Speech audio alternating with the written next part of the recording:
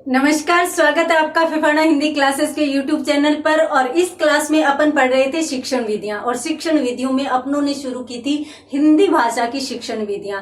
तो पिछली क्लास में अपन पढ़ रहे थे गद्य शिक्षण की विधियां, और गद्य शिक्षण की विधियों में पिछली क्लास में अपनों ने पढ़ी थी उद्बोधन विधि या अर्थबोधन विधि।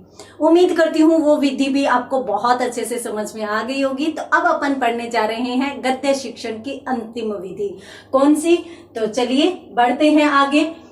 यहाँ पर अपन किसको पढ़ रहे हैं? गद्य शिक्षण को पढ़ रहे हैं। और गद्य शिक्षण में आपको 5 प्रमुख विधियां गद्य शिक्षण की बताई गई थी। उनमें अपन अंतिम विधि के रूप में पढ़ेंगे संयुक्त प्रणाली को। अब जैसा कि नाम से स्पष्ट है, संयुक्त का मतलब मिला जुला रूप, संयुक्त प्रणाली। तो संयुक्त का मतलब होता है मिला जुला रूप। तो यदि कहीं पर अपन गद्य का ज्ञान करवाने के लिए, गद्य का ज्ञान करवाने के लिए सभी प्रणालियों को यथा समय एवं परिस्थिति अनुसार, यथा समय एवं परिस्थिति अनुसार मिले जुले रूप में प्रयोग में लाते हैं, मिले जुले रूप में प्रयोग करते हैं, तो वहां पर कौन सी शिक्षण विधि मानी जाती है, कौन सी प्रणाली मानी जाती है? संयुक्त प्रणाली।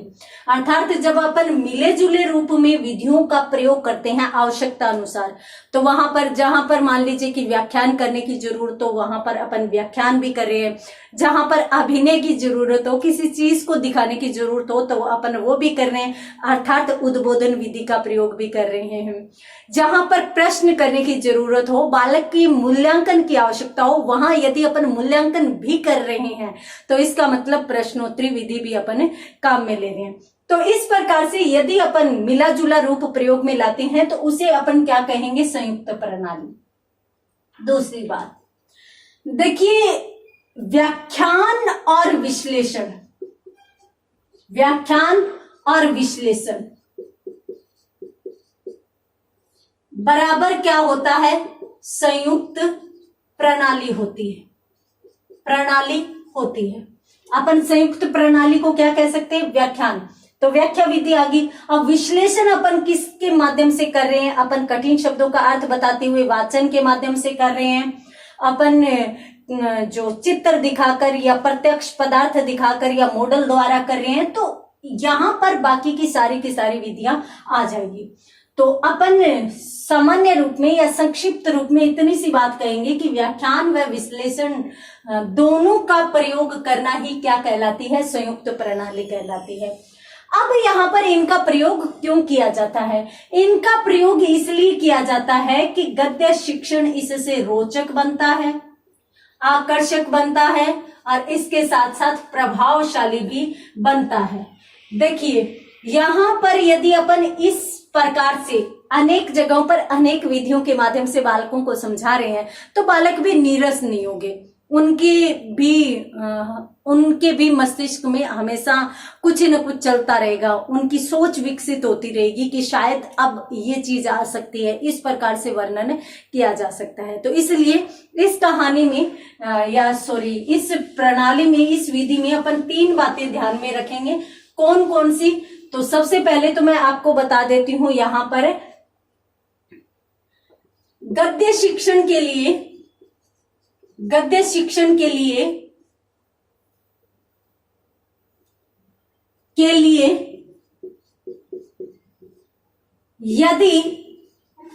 यदि सभी विधियों का मिला जुला रूप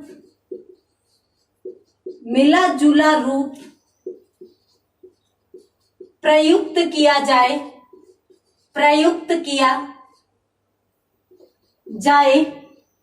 अथवा सभी विधियों द्वारा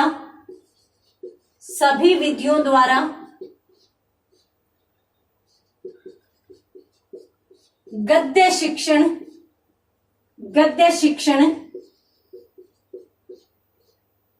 करवाया जाए, वहां गद्य शिक्षण की शिक्षण की संयुक्त प्रणाली मानी जाती है। संयुक्त प्रणाली मानी जाती है। स्क्रीनशॉट लीजिए। पहली शर्त तो ये होगी, पहली बात, मात्र 3 बातें याद रखनी है, यहां पर मैंने आपको बता दी। तो गद्य शिक्षण के लिए यदि सभी विधियों का मिला जुला रूप प्रयुक्त किया जाए अथवा सभी विधियों द्वारा गद्य शिक्षण करवाया जाए तो वहां पर गद्य शिक्षण माना जाता है। अब यहाँ पर यदि आप इसको लिखते समय थोड़ा सा चेंज करना चाहें तो इस प्रकार से भी कर सकते हैं। किस प्रकार से कि ये जो विधियां हैं उनका यथा समय जैसे जैसे आवश्यकता पड़े वैसे वैसे इनका प्रयोग किया जाए। ठीक है, उसके बाद अपन देखते हैं अगली बात। अगली बात क्या कहती है? अगली विशेष बात यह है, व्याख्यान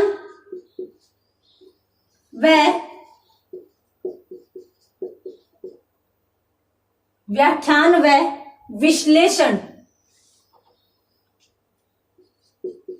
विश्लेषण का व्याख्यान व विश्लेषण का संयुक्त रूप ही गद्य शिक्षण की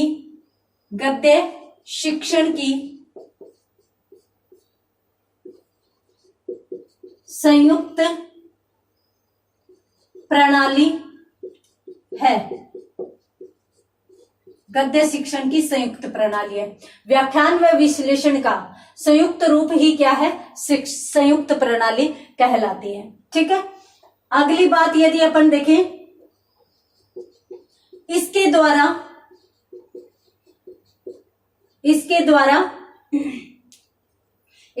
क्या होता है? शिक्षण रोचक, आकर्षक व प्रभावशाली बनाया जाता है।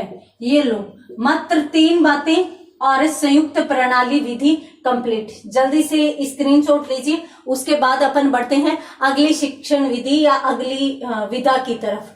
गद्य शिक्षण की यदि अपन बात करें तो गद्य शिक्षण अनेक रूपों में चलता है। अनेक रूपों में मतलब कहानी के रूप में चलता है, निबंध के रूप में चलता है, नाटक के रूप में चलता है, और कहानी एक अत्यंत महत्वपूर्ण विधा मानी जाती है। तो यहाँ पर अपन अब शुरू करने जा रहे हैं कहानी विधा। कहानी को पढ़ाने के लिए हम किस किस प्रकार से कौन कौन सी चीजों को अपना सकते हैं वो चीज अपन अब देखेंगे। ठीक है, देखिए, वैसे देखें तो पहली क्लास में मैंने आपको बताया था कि भी शिक्षण विधियों को हिंदी में यदि अपन पढ़ते हैं तो गद्य की अलग से पढ़ेंगे, पद्य की अलग से पढ़ेंगे, कहानी शिक्षण की अलग से पढ़ेंगे, इस प्रकार से। चूंकि यहाँ पर जो कहानी है, कहानी वो गद्य की विधाओं के ही प्रकारों में आती है। कहानी, नाटक, निबंध, ये गद्य की ही एक विधा मानी जाती है। तो यहाँ पर जैसे ही अपनों ने गद्य की शिक्षण विधियां पढ़ी वैसे ही अपन कहानी की शिक्षण विधियां व कहानी को भी देख लेते हैं। तो यहाँ पर अपन आगे पढ़ने वाले हैं कहानी शिक्षण। और कहानी शिक्षण में सबसे पहले अपन बात करते हैं कहानी के अर्थ की। कहानी का अर्थ क्या होता है? देखिए, अर्थ यदि देखें तो वर्णनात्मक कथन ही क्या कहलाता है? कहानी कहलाती है। वर्णनात्मक कथन यानी वर्णन द्वारा या किसी विषय का वर्णन करते हुए कहा जाए, समझाकर बात बताई जाए तो वहां पर कौन सी विधा काम कर रही है? कहानी विधा काम कर रही है। यदि अपन अन्य विद्वानों के मतों की बात करें तो देखिए, प्रेमचंद जी की बहुत सी परिभाषाएं मिलती है आख्यान से संबंधित, आख्यायिका से संबंधित, क्योंकि इसको आख्यायिका भी कहते हैं, कथा भी कहते हैं, कहानी भी कहते हैं, अनेक शब्द इसे दिए जाते हैं। तो प्रेमचंद जी की एक तो अत्यंत महत्वपूर्ण परिभाषा मानी जाती है कि गद्य की वह विधा जिसे 20 से 40 मिनट के अंदर जोश जोश एवं उत्साह के साथ पढ़ा जाए वही कहानी है। परंतु यहाँ पर अपन विभिन्न विद्वानों द्वारा दी गई कहानी की परिभाषाओं को देखेंगे, परिभाषाओं का अध्ययन करेंगे। और यहाँ पर विभिन्न विद्वानों द्वारा दी गई परिभाषाओं में अपन सबसे पहले देखते हैं प्रेमचंद जी की परिभाषा। तो मैंने आपको यहाँ पर बता दिया कि प्रेमचंद जी की 2 परिभाषाएं मानी जाती है, परंतु इसमें जो दूसरी परिभाषा है, वैसे तो प्रेमचंद जी एक महान कथाकार और महान उपन्यासकार थे, कथा सम्राट और उपन्यास सम्राट की संज्ञा से ये विभूषित थे, परंतु फिर भी यहाँ पर जो इनकी अत्यंत महत्वपूर्ण परिभाषा कही जा सकती है वो ये है, कहानी। यहां पर यह हो सकती है कि कहानी गद्य की एक ऐसी रचना है, कहानी गद्य की एक ऐसी रचना है जिसमें जीवन के एक पक्ष का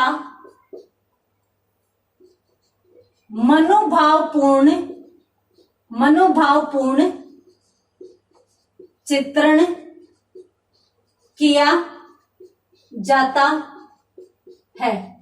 क्या है ये?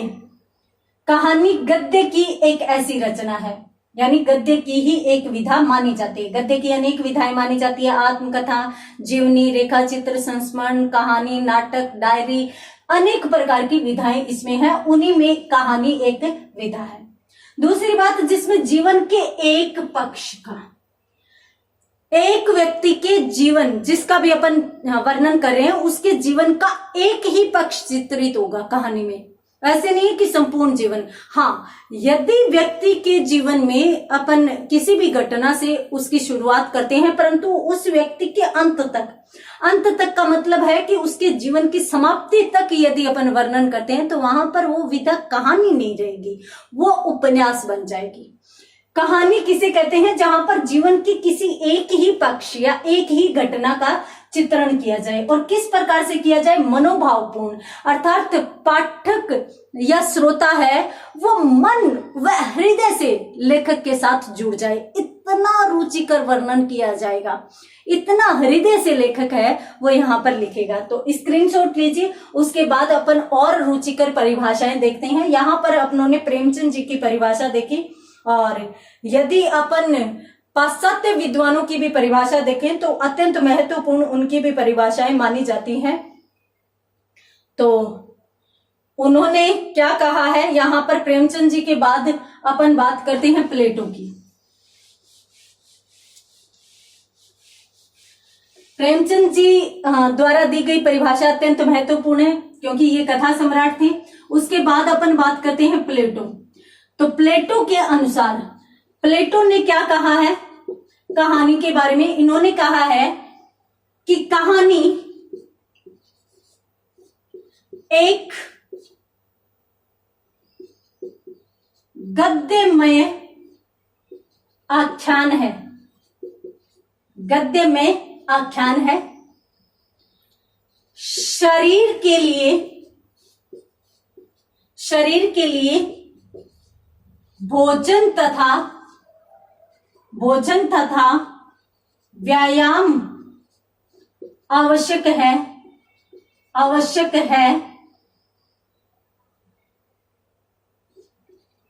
उसी प्रकार मस्तिष्क के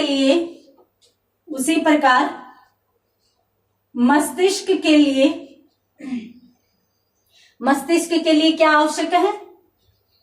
कहानी और संगीत आवश्यक है। और यदि संगीत की बात करें तो प्राचीन काल में इतने अपने पास सोर्स नहीं होते थे, साधन नहीं होते थे कि अपन कभी भी किसी भी समय संगीत सुन सकें।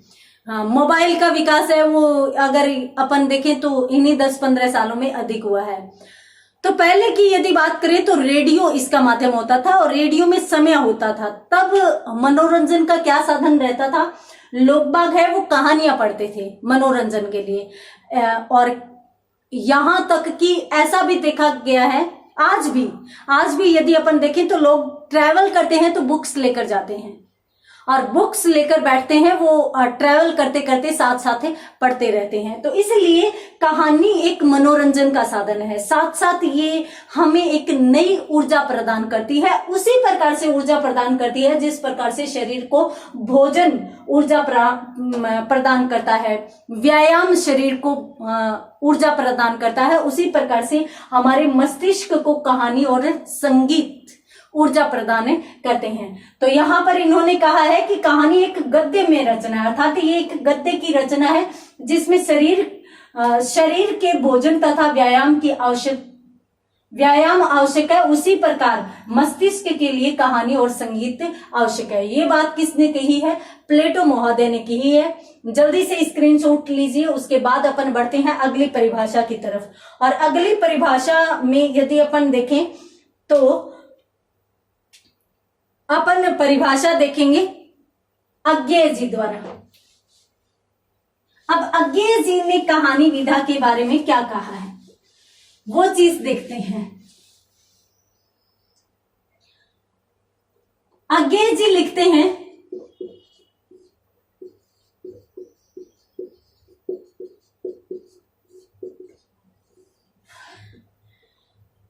ये कहते हैं कि कहानी एक ऐसी घटना प्रधान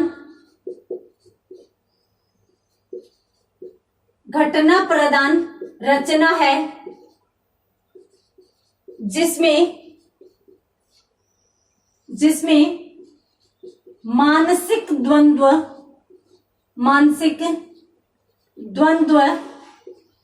व संघर्ष द्वारा चरित्र निर्माण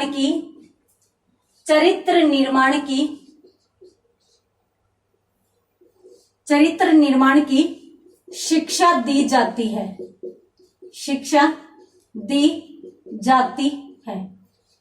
ये बात किसने कही है, अज्ञेय जी ने कही है।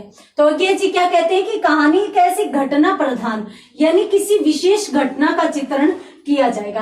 अब ऐसा नहीं है कि कोई भी घटना नहीं है तो उसका चित्रण भी इसमें कर दिया जाएगा, नहीं, कहीं ना कहीं जीवन के किसी एक पक्ष में या कोई भी घटित एक घटना का चित्रण इसमें किया जाता है, इसीलिए तो ये संक्षिप्त होती है। और इसीलिए तो प्रेमचंद जी ने कहा है कि 20 से 40 मिनट में जोश और उत्साह के साथ इसे पढ़ा जाता है।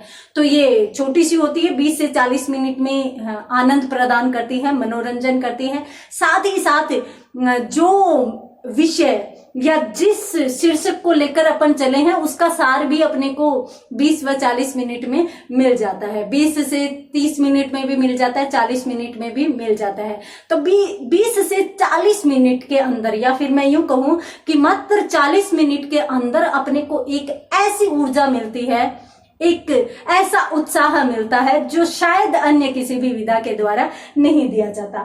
यहाँ पर इन्होंने तो एक चीज और भी जोड़ दी, इन्होंने यूं कहा है कि एक घटना प्रधान है, यह मानसिक द्वंद्व, क्योंकि जिस भी पात्र को लेकर चला जाएगा उसकी कोई न कोई विशेष स्थिति का वर्णन इसमें किया जाएगा।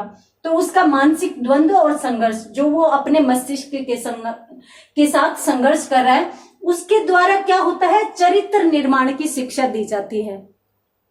मैंने पीछे की क्लासों में बताया भी था कि जब कहानियां लिखी जानी प्रारंभ हुई थी या गद्य लिखा जाता था, तब तिलस्मी और अय्यारी की कहानियां लिखी जाती थी। यानी कहानी विधा या गद्य विधा सामान्य तौर पर सिर्फ और सिर्फ मनोरंजन तक ही सीमित था, परंतु धीरे धीरे जैसे जैसे विकास हुआ और कहानी के साथ प्रेमचंद जी जुड़े तो उन्होंने कहानी को शिक्षाप्रद भी बना दिया। तो वर्तमान में जितनी भी कहानियां आती है, जो भी सिलेबस में कहानियां चलती है, वो सारी की सारी शिक्षाप्रद होती है, जिनसे किसी न किसी रूप में चरित्र निर्माण की सीख भी दी जाती है। तो जल्दी से स्क्रीनशॉट लीजिए और यहाँ पर अपनों ने देखी विभिन्न विद्वानों द्वारा दी गई परिभाषा, और इन परिभाषाओं के माध्यम से अपनों ने देखा कि किस प्रकार से कहानी है वो किसी भी पात्र का मनोरंजन करती है। तो यहाँ पर जो कहानी का अर्थ वह परिभाषा हो सकती है, वो चीजें अपनों ने देखी। अब अपन बात करते हैं आगे। अपन यहाँ पर पढ़ रहे हैं कि कहानी शिक्षण अर्थ क्या है? वर्णनात्मक कथन, अर्थात किसी भी प्रसंग का वर्णन किया जाए तो वहां पर कौन सी विधा मानी जाएगी? कहानी विधा मानी जाएगी। उसके बाद अपनों ने कहानी विधा से संबंधित बात की, परिभाषाओं की। अब अपन बात करते हैं कहानी विधा के प्रमुख उद्देश्यों की। कहानी विधा को पढ़ाने के कौन कौन से उद्देश्य हो सकते हैं? सबसे पहली बात, बालक में कल्पना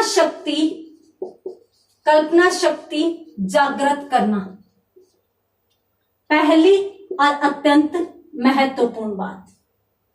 दूसरी बात, बालक में साहित्य के प्रति रुचि विकसित करना। और तीसरी बात, मौखिक अभिव्यक्ति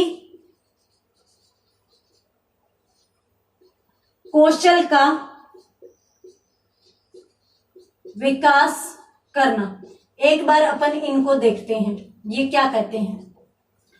देखिए, मनोविज्ञान जिस तक अपन साहित्य को भी ले जा चुके हैं, वर्तमान में बहुत से ऐसे हिंदी लेखक हैं जो मनोविज्ञान से संबंधित भी लिख रहे हैं, ठीक है, यानी हिंदी की विधाओं को मनोविज्ञान से जोड़ते हुए लिख रहे हैं।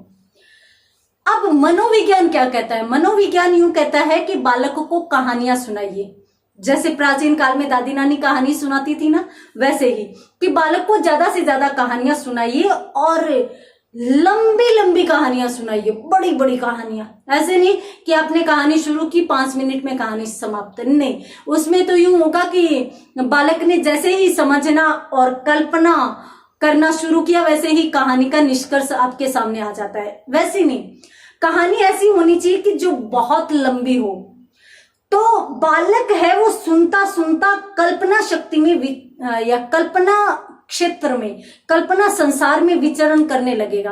और कल्पना संसार में विचरण करता हुआ वो यूं सोचेगा कि इसके बाद ये हो सकता है, इसके बाद ये हो सकता है। और फिर यदि उस बालक की उम्मीद के अलावा यदि कहानी में कुछ निकल कर आता है तो उसमें कौतूहल विकसित होता है, साथ साथ उसकी रुचि और बढ़ती है, उसका उत्साह बढ़ता है। तो इससे उसकी मांसपेशियां जो है वो भी क्रियाशील होती हैं। साथ साथ बालक में कल्पना शक्ति का विकास होता है। और कल्पना शक्ति का विकास यानी बालक का मस्तिष्क जितना ज्यादा उड़ेगा उतना ज्यादा खुलेगा, और जितना ज्यादा खुलेगा वो बालक उतना ही अधिक अपना विकास कर पाएगा। कैसे? क्योंकि जितना मस्तिष्क खुला है उतनी ही चीजें वो अधिक ग्रहण कर पाएगा, और जितना अधिक ग्रहण कर पाएगा उतना ही अधिक उसका विकास होगा, उतना ही अधिक उसके मस्तिष्क का भी विकास होगा। तो यहाँ पर पहली बात तो कि कल्पना शक्ति का विकास, बालक में कहानियों के माध्यम से कल्पना शक्ति का विकास कर सकते हैं, और कल्पना शक्ति बालक के मस्तिष्क के विकास के लिए अत्यंत आवश्यक है, जो अपन कहानी सुनाकर, कहानी पढ़ाकर ही कर सकते हैं। आपने ये देखा होगा कि आप कोई कहानी पढ़ रहे हैं और कहानी पढ़ते पढ़ते आपके हृदय की धड़कन बढ़ रही है, और उस समय आपके मस्तिष्क में मतलब विचार चल रहे हैं कि ऐसा होगा, ऐसा होगा, और आप पढ़ते जाते हैं। उस समय यदि आपको आकर कोई डिस्टर्ब कर दे तो आपको कितना बुरा लगता है। इसका मतलब आप इस संसार में विचरण कर रहे हैं। ठीक है।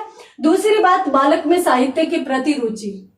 अब यदि किसी बालक को आपने पढ़ाना अभी शुरू किया है, अभी पढ़ाना शुरू किया है और अभी आपने क्या कर दिया, उसको निबंध थमा दिया। अब निबंध क्या है, एक वैचारिक अभिव्यक्ति है। लेखक किसी भी विषय के बारे में जो सोचता है, जो समझता है, उसको लिखता है, तो वो वहां पर समझ होती है, उस विषय से संबंधित ही, उस विषय के इर्द गिर्द ही उसके विचार घूमते रहते हैं। तो यहां पर जो है वो, यदि बालक को कहानी दे दी जाए तो बालक फिर साहित्य के प्रति आकर्षित होगा। क्या बात है, इतनी अच्छी अच्छी कहानियां हैं साहित्य में, फिर तो साहित्य पढ़ना चाहिए। तो इसलिए कहानी विधा अत्यंत आवश्यक समझी जाती है, किसके लिए, साहित्य के प्रति रुचि प्रकट करने के लिए। उसके बाद यदि अपन बात करें तो मौखिक अभिव्यक्ति कौशल का विकास करना। कहानी एक बालक पढ़ता है और जैसे ही बालक ने कहानी पढ़ी, वो सोचता है कुछ न कुछ उस संबंध में विचार करता है, उस विषय से संबंधित विचार करता है। और जैसे जैसे विषय से संबंधित विचार करता जाता है ना, वैसे वैसे वो उससे संबंधित प्रश्न करने लगता है। ऐसा क्यों हुआ, ऐसा कैसे हुआ। तो इस प्रकार के अनेक प्रश्न उसके मस्तिष्क में आएंगे, अनेक प्रश्नों को वो प्रकट करेगा, अनेक प्रश्नों को वो जाहिर करेगा। जब वो अनेक प्रश्न बोल रहा है, अनेक प्रश्न पूछ रहा है, तो आप उसे संतुष्ट कीजिए, उसके जवाब दीजिए। जैसे जैसे जवाब देते जाएंगे वैसे वैसे उसके पास भी जो आप दे रहे हैं वो, और जो उसके मस्तिष्क में उठ रहे हैं वो, सारे के सारे शब्द उसके शब्द भंडार में शामिल हो जाएंगे। और जैसे ही शब्द भंडार में शामिल, तो शब्द भंडार विकसित हो जाएगा, और शब्द भंडार जैसे ही विकसित हुआ वैसे ही उसकी मौखिक अभिव्यक्ति क्षमता का विकास होगा। तो यहाँ पर अपनों ने 3 चीजें देखी है कि कहानी विधा के माध्यम से बालक में कल्पना शक्ति का विकास होता है, इसके द्वारा अपन बालक की साहित्य के प्रति रुचि विकसित कर सकते हैं, साथ साथ इस विधा के द्वारा बालक में मौखिक अभिव्यक्ति कौशल भी विकसित हो जाता है। तो स्क्रीनशॉट लीजिए, उसके बाद बढ़ते हैं अपन आगे अगले उद्देश्य की तरफ या अगले लक्ष्य की तरफ।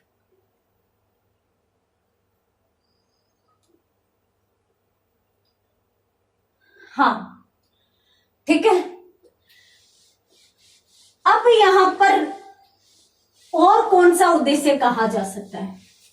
जब बालक में मौखिक अभिव्यक्ति क्षमता बढ़ रही है, तो जाहिर सी बात है कि जो अपनों ने गद्य शिक्षण में उद्देश्य देखा था कि बालक के शब्द भंडार में वृद्धि होगी, तो बालक के शब्द भंडार में वृद्धि तो होगी, परंतु कहानी के लिए स्पेशल एक चीज और कही जा सकती है, जो अपनों ने अज्ञेय जी के माध्यम से या अज्ञेय जी की परिभाषा से अपन समझ सकते हैं। चरित्र निर्माण, या अपन यूं लिख सकते हैं कि कहानी विधा के माध्यम से बालक में चरित्र निर्माण होगा। कैसे? अब कहानी विधा है, मान लीजिए कि एक बालक चोर है, वो चोरी कर रहा है, उसी समय आपने एक विभिन्न भावों को प्रकट करने वाली चोर की कहानी बालक को पढ़ने के लिए दे दी। चोर की कहानी चाहे आपने पढ़ने के लिए दी या आपने सुना दी। अब कहानी विधा का मतलब ये नहीं है कि भाई कहानियां जो लिखी गई है वो बालक पढ़ेगा, ऐसी बात नहीं होती। कहानी सुनाकर भी उसके उद्देश्य प्राप्त किए जा सकते हैं। तो यहां पर आपने उसको कहानी सुनाई, एक चोर की कहानी, जिसकी चोरी का अंजाम या फिर परिणाम बहुत बुरा हुआ। अब जैसे ही आपने ये कहानी सुनाई, तो मैंने आपको कहा था कि बालक कल्पना क्षेत्र में विचरण करने लग जाता है। तो जैसे ही उसको पता चला कि भाई चोर का परिणाम या चोर की चोरी का परिणाम तो बहुत बुरा होता है, इसका मतलब चोरी करना तो बहुत बुरी बात होती है, तो इस कहानी के माध्यम से वो सीख लेकर, और हो सकता है, संभव है कि वो चोरी करना भी छोड़ दे और उसके चरित्र के निर्माण में एक महत्वपूर्ण योगदान कहानी दे दे। तो इसलिए हमें चरित्र निर्माण के लिए भी बालकों को अच्छी अच्छी एवं शिक्षाप्रद कहानियां सुनानी चाहिए। और इसी के लिए कॉलेज शिक्षा विभाग की या उच्च स्तर की बात करें तो प्रारंभिक स्तर जो होता है यानी बीए फर्स्ट ईयर में जब बालक जाता है तो उसको एक हिंदी विषय से संबंधित कहानियों की पुस्तक ही पढ़नी होती है। तो यहाँ पर आज की क्लास में अपन ने कहानी विधा की अर्थ व परिभाषाएं देखी, साथ साथ उसके उद्देश्य देखे। तो आज की क्लास में इतना ही, मिलते हैं अगली क्लास में, तब तक के लिए धन्यवाद।